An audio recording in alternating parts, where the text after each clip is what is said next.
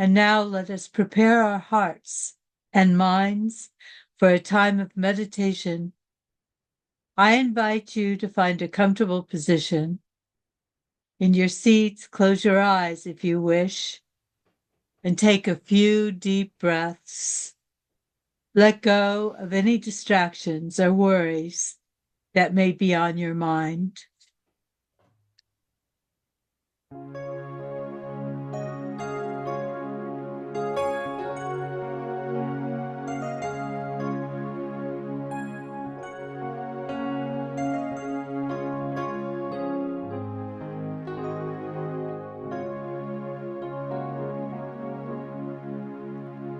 When I pray, I feel my heart goes deeper. My heart goes deeper into my God. When I pray, I feel my heart goes deeper. My heart goes deeper into my God. Right here, right now, right where I am, I pray. Right here, right now, right where I am, I pray.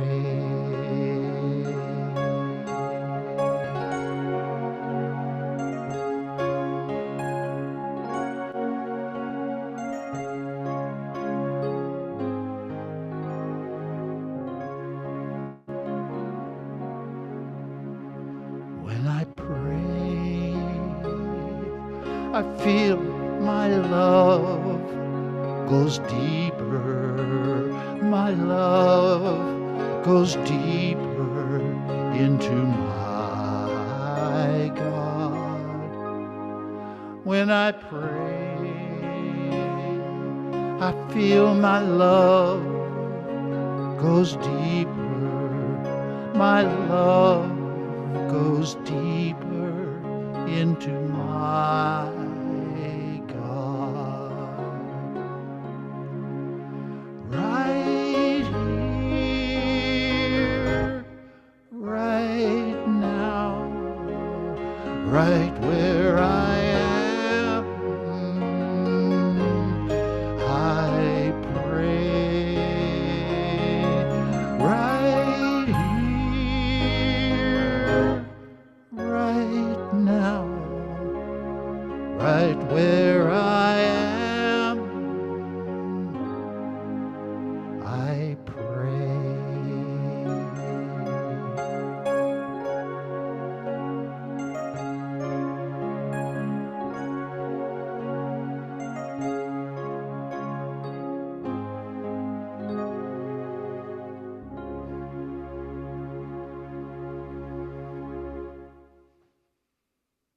Right here, right now.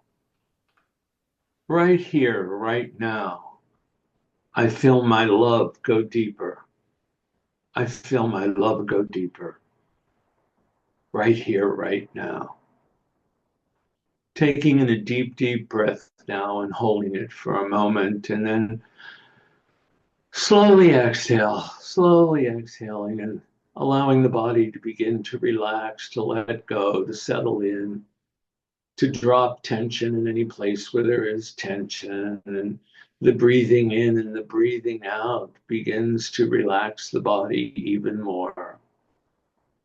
We take another deep breath in and hold it for just a moment, and then slowly exhale as we drop the shoulders and drop the belly and relax the jaw. Right here, right now, right where I am. I relax. I let go. I let God. My heart goes deeper. My heart goes deeper right here, right now. Breathing in and out, focusing on the breath, settling down, settling in. The body just sits back and relaxes, lets go. No stress, no tension. From the tips of the fingers to the tips of the toes, every cell of my body is alive, alive and relaxed without stress or tension. Right here, right now, I am relaxed. Relaxing my body relaxes my mind. Right here, right now, I allow my mind to slow down, to stop the constant chatter, to slow the ideas down, to be still one with God mind. But right now, I allow my heart to go deeper, deep, deep, deep into that place where I know that I am a divine being. I am divine. I am a spiritual being traveling through a human experience. And in that awareness, my heart goes deeper. My heart goes deep.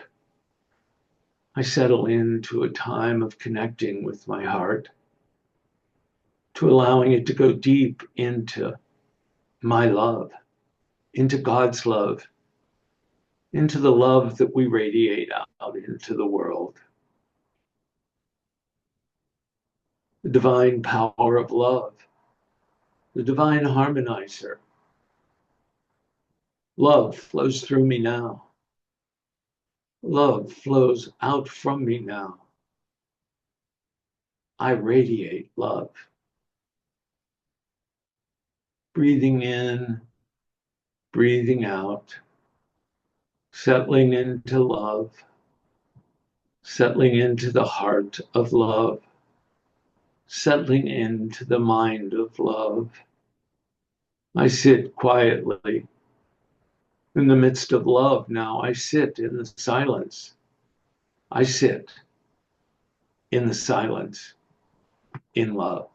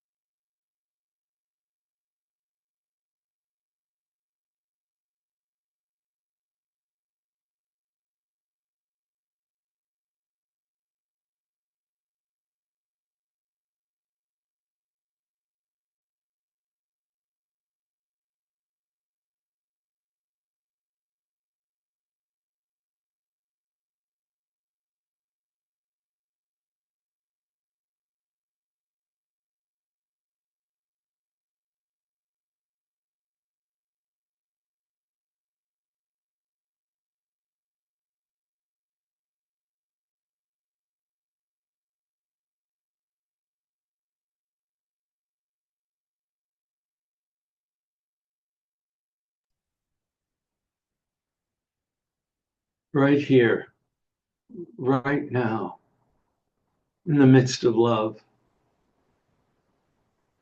in the midst of love, I am overwhelmed by gratitude. grateful, grateful for this human experience, grateful for my divinity and for my awareness of it, grateful for the time that I've taken this morning to relax and renew and refresh, for the time I've taken to connect with the oneness that each of us are.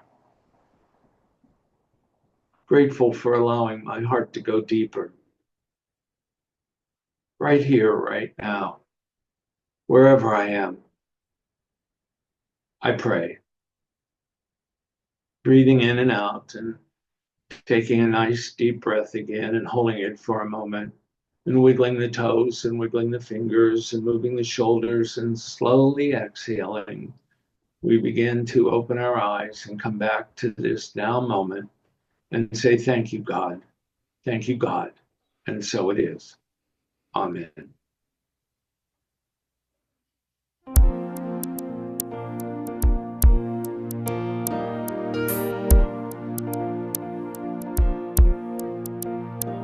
There is more than enough in a universe that you created. There is more than enough on a planet of sacred design. There is more than enough for humanity made in your image. Why should I worry? Why would I doubt? Why would I ever think I'd do without? Why would I worry? Why would I doubt? Why would I ever think I'd live without? Your infinite love made me, made everything I see, and all that will ever be is your infinite love. Let my soul know the truth, whatever I choose to do, your infinite love will prove more than enough.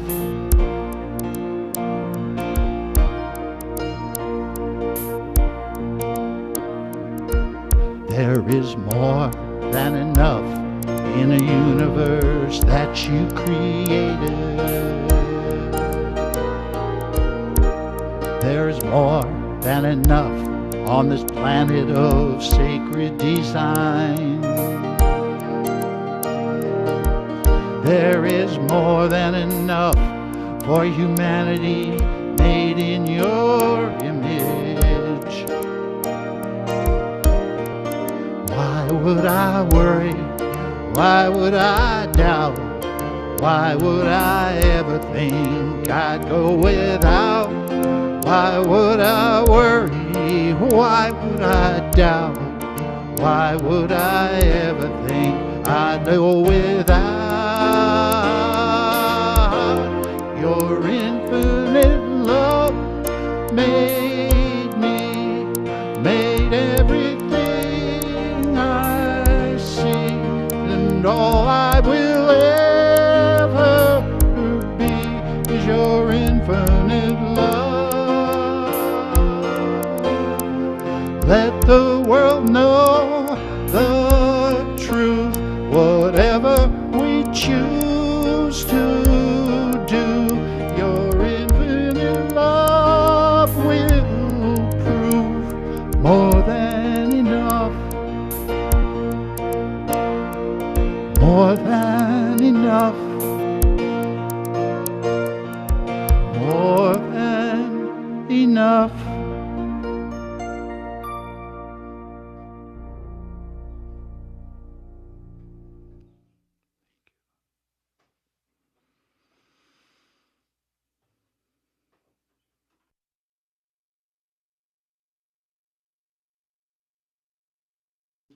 You're muted, Rich. Sorry, I'm muted, and I'll start again. David Trolley, thank you. Thank you for bringing your music to us, and for bringing your love to us, and for telling us the truth and through music and song that there's more than enough. There's more than enough. Lynn Twist, in her book, The Soul of Money, says it right out. There's more than enough. There's no scarcity. You have all that you need. Don't think of lack. Don't think of, and for goodness sakes, share your love and to share whatever you have. And the law of giving and receiving flows without question. Why would you ever think that you could go without? Let's let our soul know the truth this morning as we move through a service or a talk that is going to be in two parts. And I'll tell you more about that because I'm going to start out by saying, fasten your seatbelt. After reviewing my talk today, the captain asked me to advise you that you may experience some turbulence during it. So fasten your seatbelt. And before that all happens, let's think about continuing Lent together. We had a wonderful Ash Wednesday service last week where we started the Lenten process of letting go of thoughts that don't serve us, that we don't want in this human experience with this, that we're ready to let go of.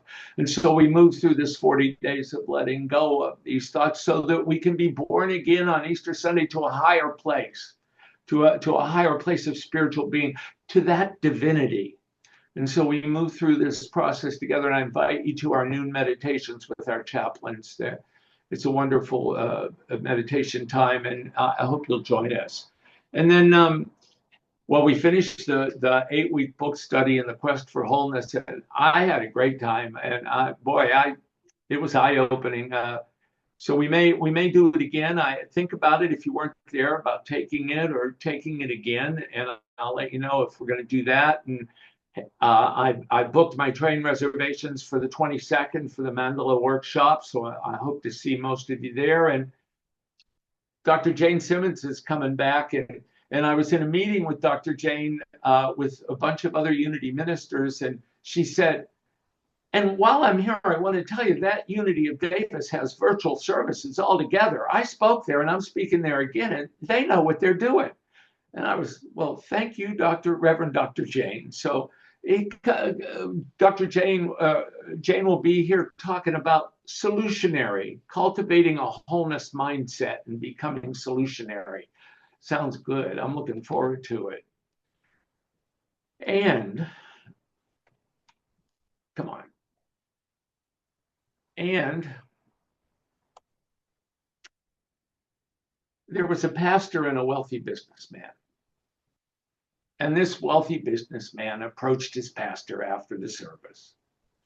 And he said, Pastor, I want to give $1 million donation to the church, but first I need to talk to you privately.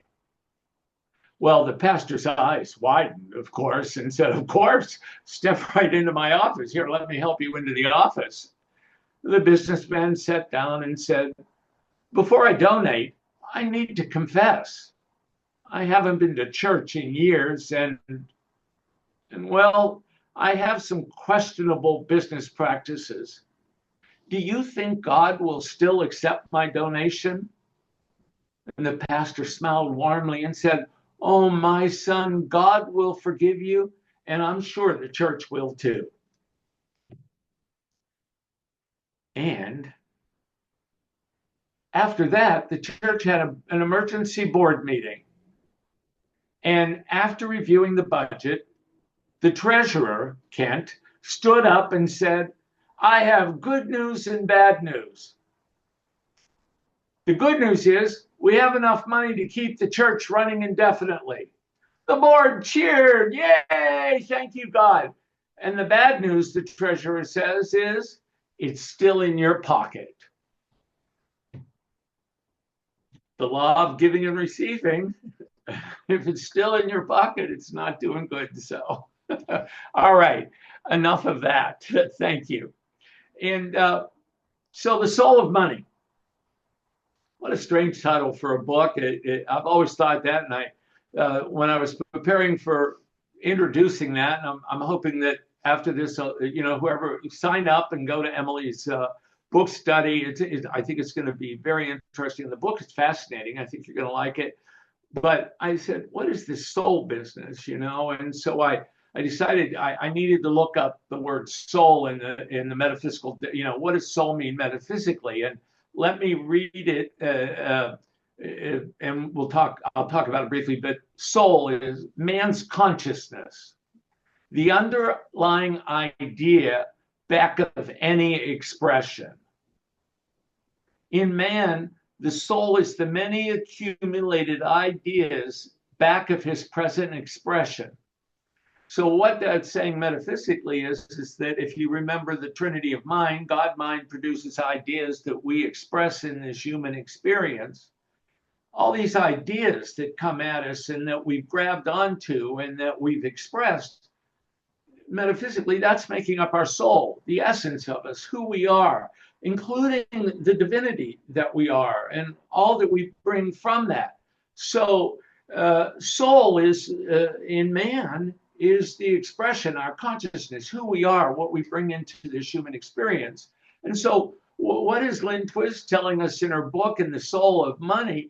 She's saying, let's look into the divinity of money.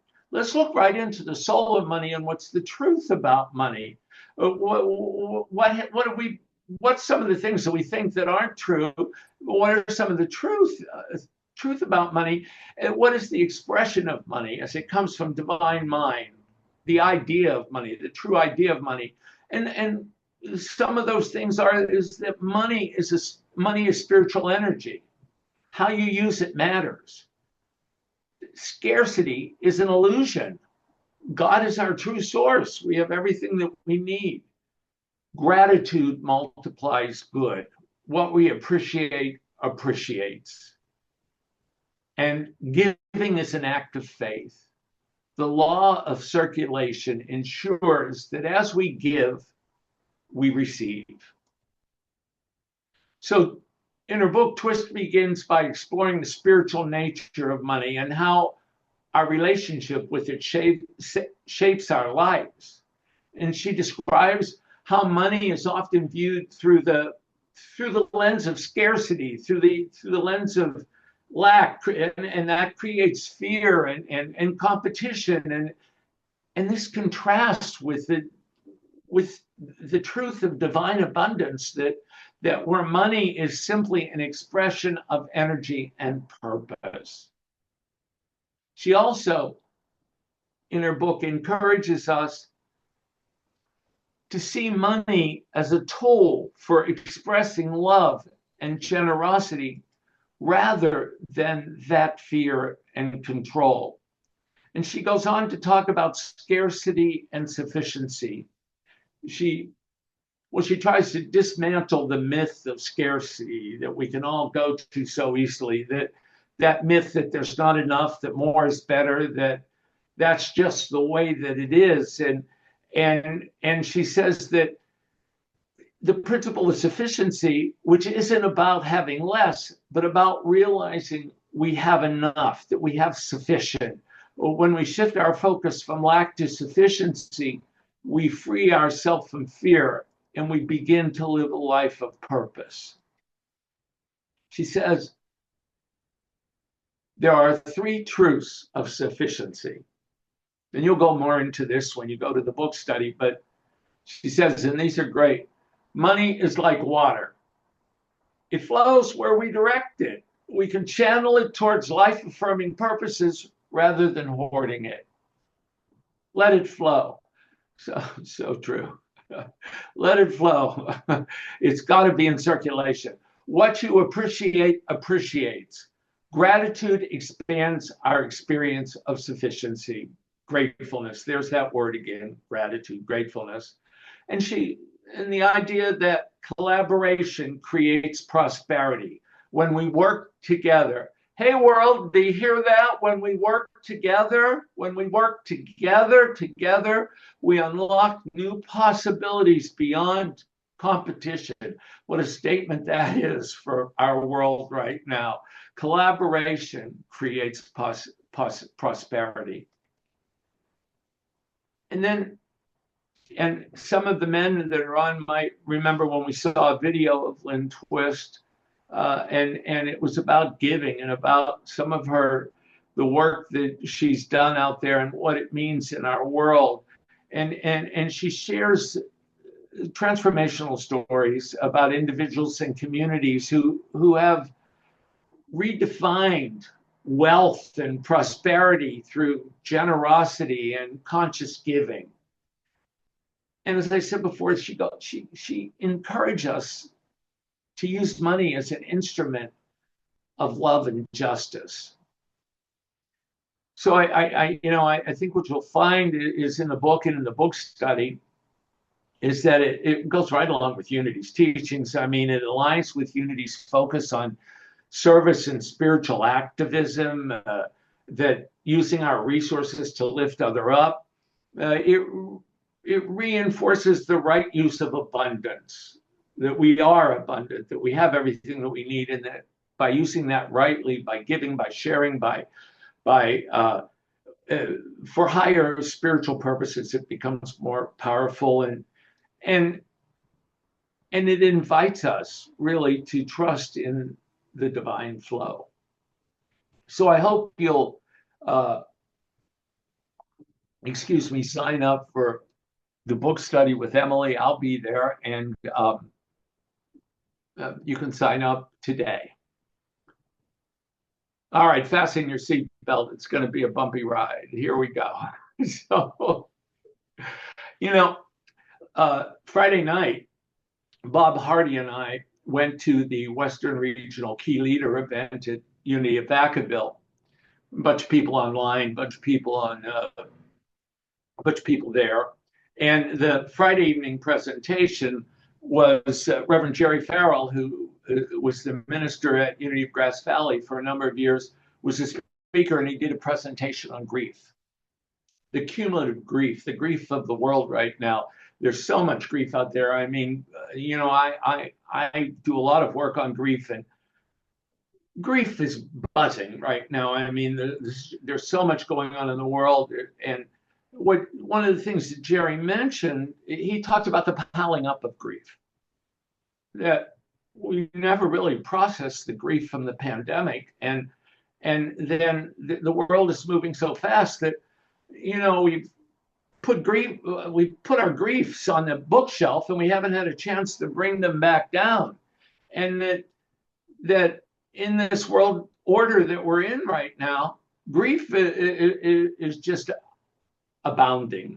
And what do we do with it? Where do we talk about it? I see a lot of you shaking your head yes out there.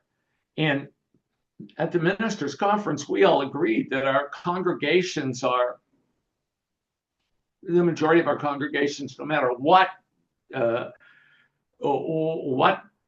it's not even about anything political. It's about what's going on in the world and what we see or don't see on television. There's a lot of grief out there.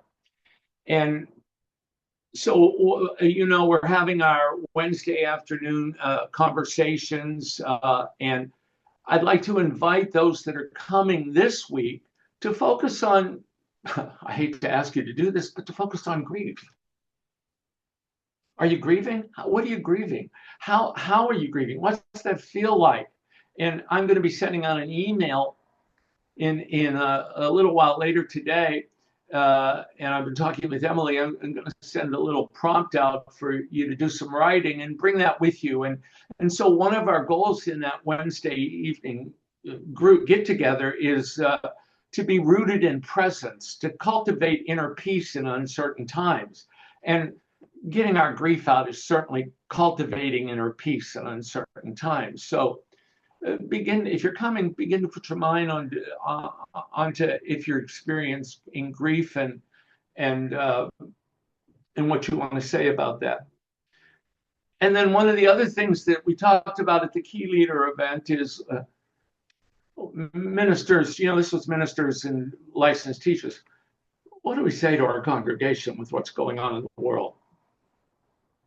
And I'm sitting there saying, well, am I going to say something to my congregation on Sunday about what's going on in the world? Because things just keep going on in the world. And I said, I have to say something. I have to do something about it.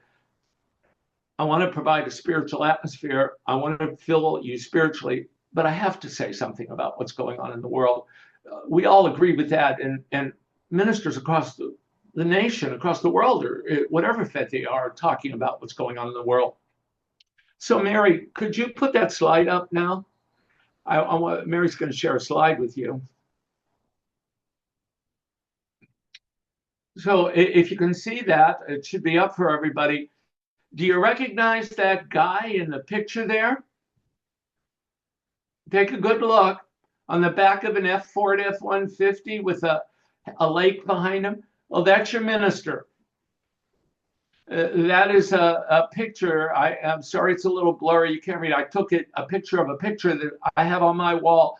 That was a 2-page spread of an article that appeared in the October 1994 edition of The Advocate, the National Gay and Lesbian magazine. And I was interviewed because I was fighting for my rights, for democracy. And I was fighting against an anti-gay initiative in North Idaho. I was the chairperson in North Idaho. And if you notice in that picture, and Mary, I'll have you take it down in just a minute, but if you notice in that picture, look down at the bumper of the F-150 and you can see that I have my foot covering my license plate, because I didn't want anybody to get my license plate, because I didn't want anybody to know my address, because I didn't know what could happen. And Mary, you can take that down now. And what I want to share with you, and what I want to talk about what's going on in the world, is that in 1993, who we were fighting, because we were going to lose our rights, people were going to lose their rights, and who we were fighting was a movement called Christian nationalism. Some people would say white Christian nationalism. I'm just going to say Christian nationalism. That was in 1993, folks. And I want to do some education with us, because I feel it's my responsibility, because I've experienced it, and I'm experiencing it right now. And I'm seeing what the movement of Christian nationalism, how far it has advanced since 1993, and how active it is today. Do you know what Christian nationalism is? Some of you know, some of you don't know, but just to sum it up briefly, is Christian nationalism is the belief that America is a Christian nation, where a person's civic and religious identities are one, and are one and the same, and that there is no such thing as the separation of church and state. And the definition goes on to say that this political ideology paves the way to theocracy, granting special rights to conservative Christians while denying equality to others. And so we see that in this movement, that there is exclusion, that if you don't believe in our religious doctrine, that, the most common statement is you won't be going to heaven. And you remember we talked before about Charles Fillmore's quote that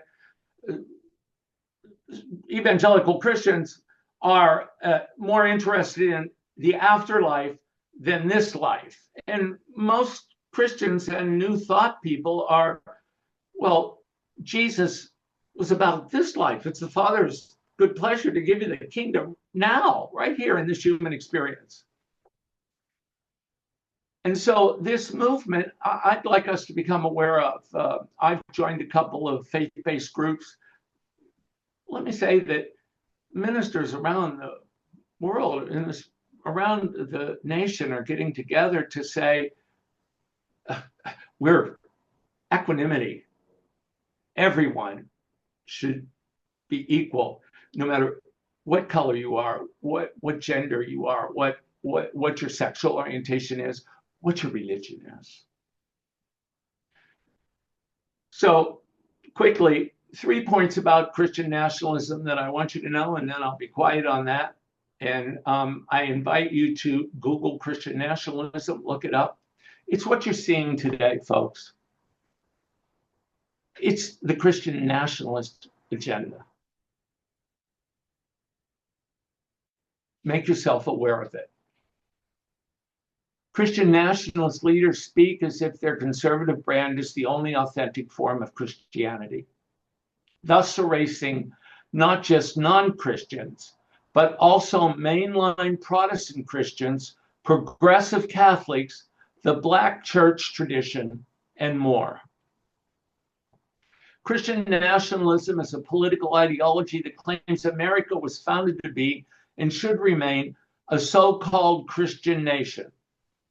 Put the Ten Commandments directly from the Bible back in the classroom. Despite the clear intent of the Constitution to separate church and state and to honor religious liberty for all. I think that's enough for today. That's enough awareness. I feel like we need to talk about what's going on in this country and in this world. And so I'm going to bring some information to you, both in the e-news and on Sundays, about Christian nationalism. If you have a problem with this, let me know. If you have something you want to say about it, write me an email. I'm open to that. And I'm also open to you signing up to the Soul of Money book study, which is beginning next Tuesday with Emily Thoreau Threat. And my closing statement comes from our opening song. It's in every one of us to be wise. Find your heart, open up both your eyes. We can all know everything without ever knowing why. It's in every one of us, by and by. Thank you for being here. Thank you for listening to me this morning. Have a beautiful week. Thank you.